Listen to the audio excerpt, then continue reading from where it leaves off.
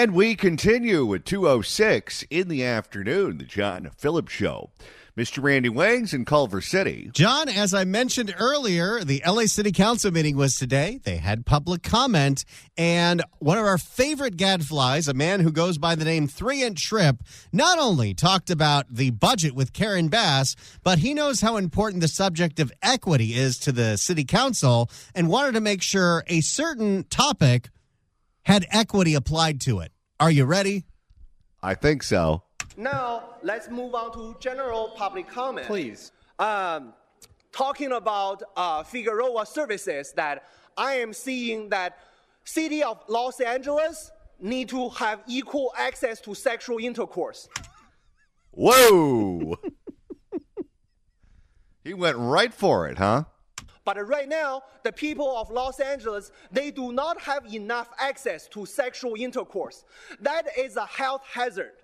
That has to stop.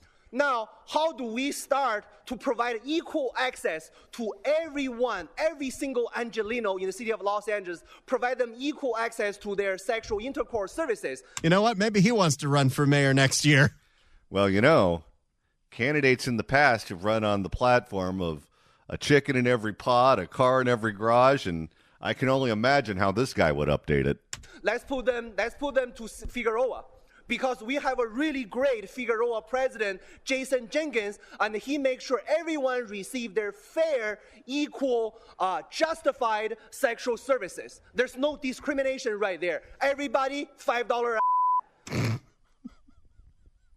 You know, Alexis de Tocqueville traveled across the United States and wrote the book Democracy in America, explaining how this experiment of the United States of America actually operated in practice, and the people of Europe could understand us a little bit better. It's too bad Alexis de Tocqueville wasn't around today.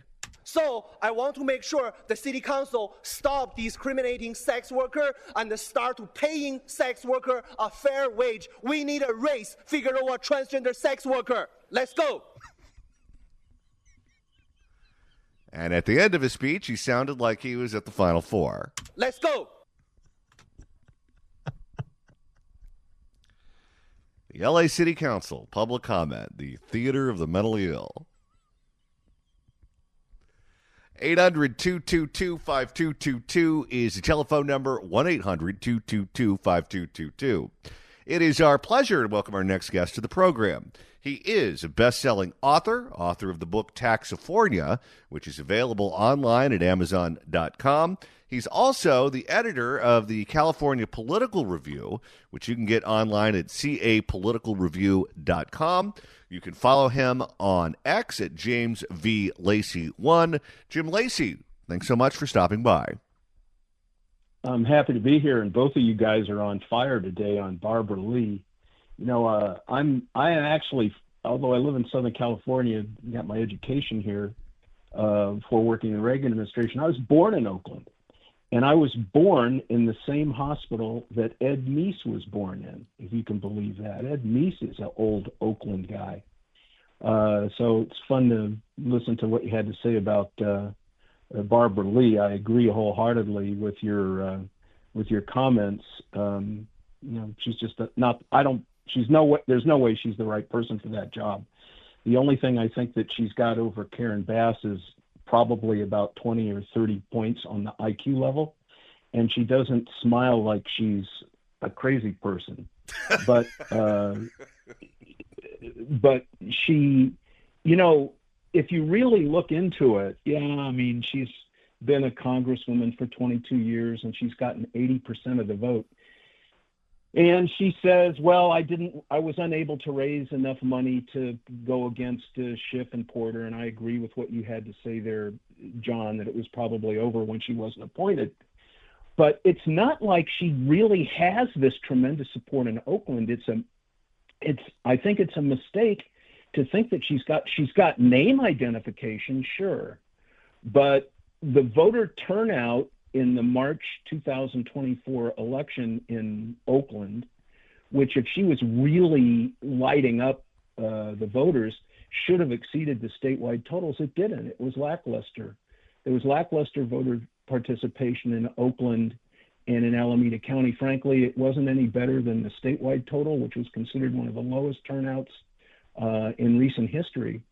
So I do believe that, with all of her progressive views and everything, she's basically, I think she's a paper tiger. And I think that people will be voting for many of the votes that she does get are basically not going to be because they're motivated, because she's got great ideas, but it's just sort of a charity vote because she's been around for a long time. Well, we'll soon be able to find out because that special election is coming up on tax day, and we'll certainly be covering that here. Jim, as you mentioned in your comments, you did work for Ronald Reagan when President Reagan was in office back in the 1980s. And I want you to put that hat on right now for the following question. Nationally, President Trump is certainly more popular this term than he was in his first term at this point in his first term. And one of the things that he's doing a little bit differently this time is he has more of an olive branch to his enemies, particularly those in the media. And what we found out today is that, I guess last night, Bill Maher, the comedian who hosts the program Real Time on HBO, who has had Kid Rock, the musician, on his program any number of times throughout the years. Kid Rock approached Bill Maher and said, hey, here's the deal. I like you, even though we don't agree politically, and I'm a big supporter of President Trump's. I think you two would like each other. I think you two would hit it off if you actually met face-to-face, broke bread, had a conversation instead of sniping at him from afar. I think you two should actually bite the bullet and meet each other in person. And Bill Maher said, I'm willing to do that.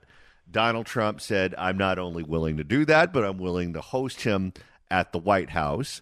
Kid Rock showed up to Washington, D.C., dressed like Rod Roddy on the 4th of July. If you haven't seen the outfit, you should probably check it out. I have, yeah, that's right. And I guess they broke bread last night. There was a little bit of Evel Knievel in that outfit, too. Yeah, he does need the motorcycle. But neither side has really spoken of what happened extensively yet. Bill Maher says he's going to do it on his program this upcoming Friday.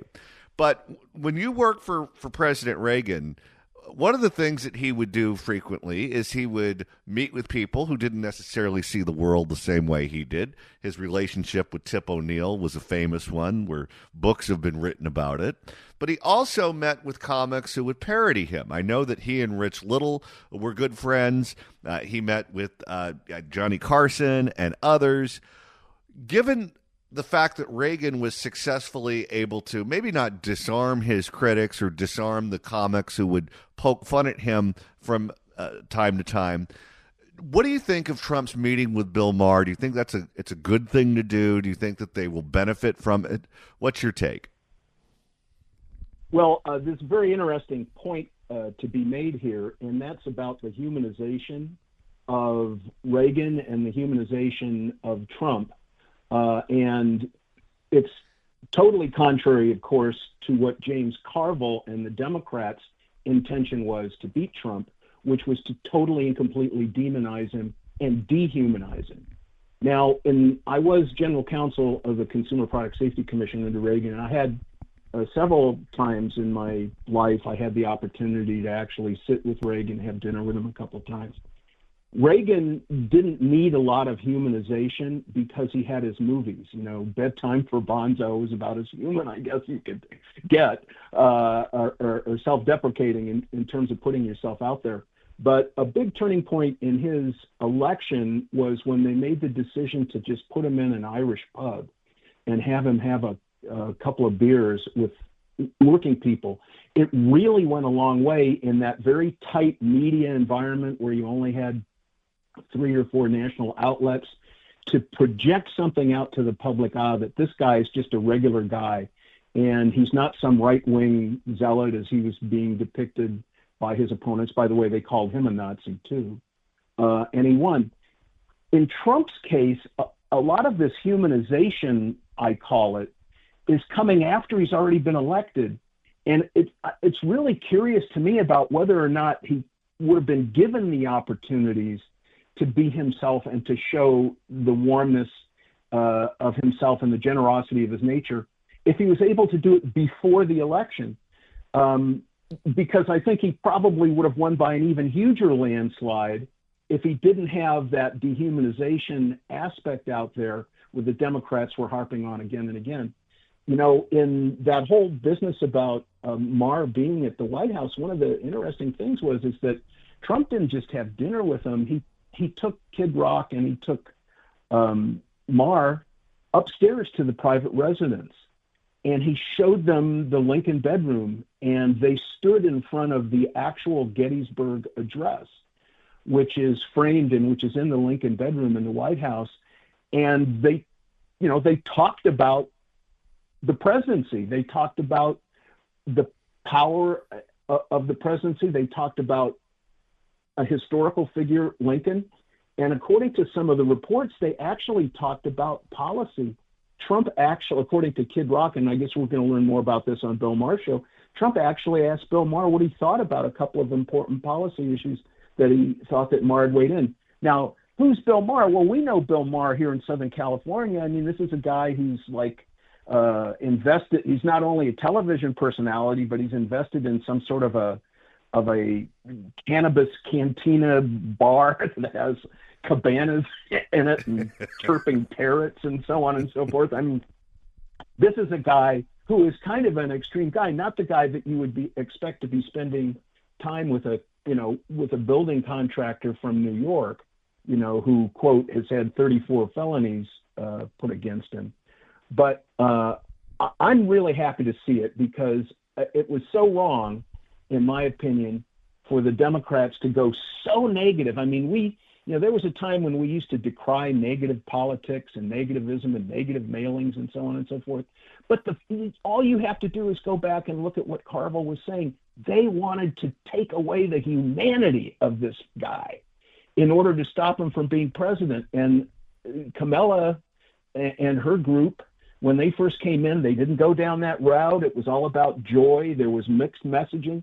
They didn't stick with it. But sure enough, by the end of that election campaign, Kamala, or the vice president of the United States, was calling him, in essence, a Nazi in the mall. It was totally wrong. It's not right. Musk isn't a Nazi. Just, because they gave a salute that they think is a Nazi salute, which wasn't. Trump is not a Nazi. Much of what Trump is doing is freedom-oriented and contrary to government power in that direction. So, those are my views about it. It became obvious in the Reagan campaign that this guy was a good human, and they projected it. But Trump never had that opportunity. I wish he had done it sooner. Elon Musk, who is running Doge and going 100 miles an hour a minute, is someone who is also a target, as you mentioned, for all of the negative attacks. And most recently, not only was Elon Musk a target, but so were Tesla vehicles. Tesla vehicles not owned by Elon Musk, Tesla vehicles owned by people who I'm sure have different political beliefs, probably as many as exist in the United States. And the cars are being keyed, the cars are being spray painted, they're putting swastikas on the cars, those sorts of things. The stock price of Tesla has dropped since the attacks on Musk and Tesla have intensified. Instead of going into hiding or quitting the government or trying to lay low, Musk has done the opposite. Musk is all over X. He is engaged in the battle of ideas. Apparently, he's going on the Fox News channel today to answer questions. He just was on with Brett Baer, where he gave a very impressive performance. What do you make of him putting himself in the spotlight and not hiding in the background? Well, I think it's fantastic. And we all know that 500 years from now, people will know who Copernicus is, and they'll know who Magellan is, and they'll probably also know who Elon Musk is for what he's trying to accomplish. I mean, here's a guy that's trying to help paraplegics walk. He's trying to help people who can't see to have sight. He's trying to alleviate transportation issues with his boring company and with EVs. He's trying to help the environment. If it wasn't for him, NASA wouldn't have been able to get those astronauts back. He's on a track to get us to the interplanetary travel, and by the year 2030. This is a fantastic guy who's the richest man in the world, who doesn't have to be doing what he's doing. But I want to say one thing. I want to leave one strong message here on this issue, John. The Democrats he's only 53. The Democrats have so inflamed them. What they've done unnecessarily is made a lifetime antagonist of a 53-year-old man for the rest of his life, who happens to be the richest man in the world. They have lost their minds. George Soros isn't going to be able to fund them for years and years and years and years. But the contrary is certainly the case with Musk. Musk has seen politics now upside down, inside and out, and he's never going to be turning back. I don't see Musk coming back and saying, well, in that period of time when I was supporting President Trump and we did Doge, those Democrats in the Congress, they had some good ideas. Give me a break. They don't, none of them, with the exception of Ro Khanna, who in our Democratic state, I hope someday, he can replace Adam Schiff as a senator. I mean, at least he's a good guy. At least he realizes that the First Amendment is important and is trying to do something to protect his Tesla workers in Fremont. But this has been a ridiculous treatment of Musk, who again is no Nazi and who's done more for society than any one member of the Democratic caucus of the House or the Senate can ever have done. And closing on that note, I'll note that I was glad to see on Real Clear Politics that Chuck Schumer is finally more unpopular than Mitch McConnell. Jim Lacey, author of the book Taxophornia. It's a bestseller, available online at Amazon.com. You can also read him online at California Political Review, capoliticalreview.com, and follow him on X at James V. Lacey1. Jim Lacey, thanks so much for stopping by this afternoon. Thank you, John. If you'd like to email the show, you can do so at johnnydon'tlikeshow@gmail.com. That's johnnydon'tlikeshow@gmail.com. And Randy, now that we're about a half hour away from the end of the show, if you want to continue listening to us after we sign off at 3, that's easy to do. All you got to do is search for The John Phillips Show wherever you get your podcasts, whether that's the Apple Podcast app, iHeart, Spotify. Search for The John Phillips Show. Hit subscribe. You could download all the episodes. You can also go to KABC.com or KSFO.com, and you can find them all right there. And the great thing about our podcast is the whole family can listen, even when there is swearing going on in the world. So there's a lot of bleeping going on.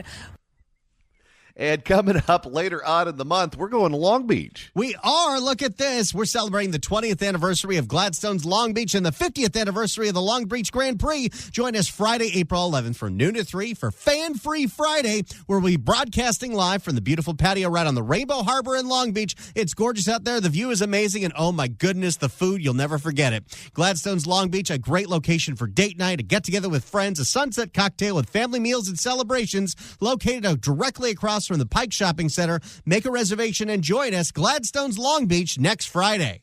Earlier in the week, we told you about a homeless encampment in the city of Industry that consisted of a bunch of homeless people living in RVs on land that they didn't own or have permission to park the RVs on. And Randy, we have an update. Yes, the sheriff is moving them all out, including Lucifer, the woman who was starting fires there. Well, that'll be good for all the insurance policy holders in town. But now the owner of the RV company is speaking out, and let's just say the story gets more confusing every single day. For more, here is NBC4 in Los Angeles. Right now, Black Series RV, the Sheriff's Department, and homeless outreach workers are working to clear this lot in City of Industry. I want to give you another look at it right now from our live truck camera. Dozens of homeless people have taken over many of these RVs, and today we are hearing from the owner of the RV company, who told us how this problem got so out of control. And just remember, this was going on for over a year, and the city and the county did nothing until the news cameras got there.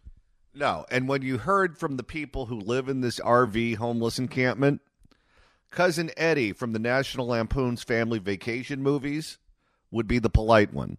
Today, L.A. County Sheriff's deputies watched over this lot in City of Industry as they worked to remove all the people living in these RVs. We work together to clear the area. Jack Hongwei Chu is the owner of Black Series RV, and he said since 2021 they've been using this land as a transit yard, storage for many trailers they sold. So when dealership makes order, we put the trailer there ready for them to take. Wait a second. So all of these RVs were bought by somebody already and just waiting for the customer to pick them up, and then they got taken over? I guess you better be right on top of that if you bought one. But in February last year, he said they started dealing with trespassers who stole parts. The wheels were stolen. Of course. This is why we can't have nice things. The wheels were stolen. All the appliances were stolen. They stole the dishwasher. That's how fancy these RVs were. You know, with all the dishwashers and washers and dryers being stolen, you'd think the homeless would be pristine. What I haven't heard about is anything about dishwashers. Actually, we just did, Katie. How's that campaign going? Not good. Eventually, he said nearly 20 entire RVs were stolen, and others just decided to move in here. So most of the people decided to move in right there, but 20 of the RVs, they just got jacked. Well, this is why, particularly during COVID, you couldn't leave anything empty. Because in L.A. County, there was an eviction moratorium, and if you were a squatter, the court said they had to treat you like you were a renter, and you would have to go through the normal eviction process to get someone off of your property. Well, if you had two residences or you decided to go somewhere else during COVID and you left your property unattended to, that's when the zombies can take over. And others just decided to move in here. At the most, how many people were living in your RVs? About 50 to 60 families, probably like 80 people. 80 people? Just squatting in his yard in the City of Industry in the RVs. And apparently he would call the police and they couldn't do anything. What is happening? Well, I would estimate about probably like about 100 trailers that were damaged. We're talking about millions of dollars in loss? Yes. I would say around about 5 million. Jack said $5 million torched, literally sometimes. And I wonder how much this man is paid in taxes. And he calls the police and tells them to get rid of the squatters. And the police say we can't do anything about it. And now he has $5 million in losses. Jack said over the past year, he's called the sheriff's department many times. But even if they made an arrest, trespassers kept coming back. It's funny, though, how now all of a sudden it's like somebody told the sheriff's department they can actually do their job now. Well, we used to have a Soros-funded DA who wouldn't prosecute anyone for crimes of poverty. But now we have one who doesn't care. Well, it's not only that. It's Hilda Solis, who just a week ago when this story broke said this isn't our problem. We can't do anything about it. Right, because she sides with the squatters and not with the landowner. The sheriff's department now says all the people here must leave by Wednesday. Lena Doktorchek has been staying in one of the RVs. She said homeless outreach workers are helping them move. Why? Who cares? Just get out. We'll be leaving to a shelter for 5 days. They're offering that housing for 5 days. After that, since we were already in the process of looking for a dwelling for ourselves where we'll be paying rent. So you're already looking for an apartment that you can afford to pay rent, but you're going to take up some homeless housing for 5 days first? None of this makes any sense. So as she considers her next step, Black Series RV is thinking about the future, too. Will your business be able to survive this? Yeah, we've been doing really well. Jack said, apparently people like these RVs. I guess. What kind of insurance write-off do you think this must be if it's $5 million in damage? Oh, just wait, Johnny. Just wait. Jack said they may sell these trailers to groups that help the homeless. Of course. There you go. That's how they're going to make this go away. Your tax dollars are going to buy all of these damaged RVs. And he hopes everyone can learn something from their multi-million-dollar mess. Lots of people say to do manufacturing business in California is hard, but we still believe in California. I think that you just had homeless people destroy $5 million worth of your product, and the county did nothing until the news cameras get out there. This guy is an optimist, I'll tell you that. I would love to know what they're paying this guy for all of these damaged RVs. Clearly, for him to go on TV saying the government works, they have to be giving him a pretty penny. California can work out with homelessness, and so that less business will suffer like this. He's got a whole new business model. He's going to take all the RVs he can't sell and sell them to the county. Sure. These RVs, by the way, cost anywhere between $40,000 and $60,000 in many cases. Jack said he did try to file with insurance. Which, by the way, is 10% of the cost of permanent supportive housing nonsense. That is true. $40,000 and $60,000 in many cases. Jack said he did try to file with insurance, but it didn't go well because he said his insurance believes they could have done more to prevent this. But again, he got denied his claim because he didn't do enough to prevent the homeless people taking over. Okay, what do? You call the cops and they say there's nothing we can do. You call the county supervisor. She said there's nothing we can do. You either are forced to become a vigilante, if that's what the insurance company is saying, I guess is the choice of last resort, in which case you might go to prison, or you just let the bad thing happen and then you force the county to buy everything at top dollar. So the taxpayers are ultimately the ones who are victimized. Since he couldn't get anything from the insurance company, he's going to get it from us. To prevent this. But again, according to signage posted on this property, the sheriff's department says people here must be out by Wednesday. Homeless outreach workers have been on site. They continue to be on site working with all of these people here so they have somewhere to go. What about Lucifer? Yeah, Lucifer might be disruptive at the homeless encampments. Reporting live in City of Industry, I'm Alex Rozier, NBC4 News. There's the latest, and I'm sure we'll get another update tomorrow on the strangest story in Los Angeles County, the RV homeless encampment in the City of Industry. In the city and county of San Francisco, voters dumped the mayor, they dumped the district attorney, they dumped the school board, and one message that was very clear in many of those elections was that voters were upset that they were the victims of crime, and that was being tolerated by the powers that be. How is that working out for the people of San Francisco? Well, Randy, we have a bit of an update. It looks like car break-ins are way down in the city of San Francisco, down to rates we haven't seen in about 20 years. And ABC7 in the Bay Area wanted to find out if those numbers were legit, and they figured out the best way possible to test that. Here is KGO. Building a better Bay Area is about identifying challenges facing our communities, finding solutions, and then following through to see if those solutions actually work. In San Francisco, something appears to be working for one of its biggest challenges, car break-ins. A new analysis of city data shows reports of break-ins at a 20-year low. It's really... They're going across the bay and doing it in Oakland.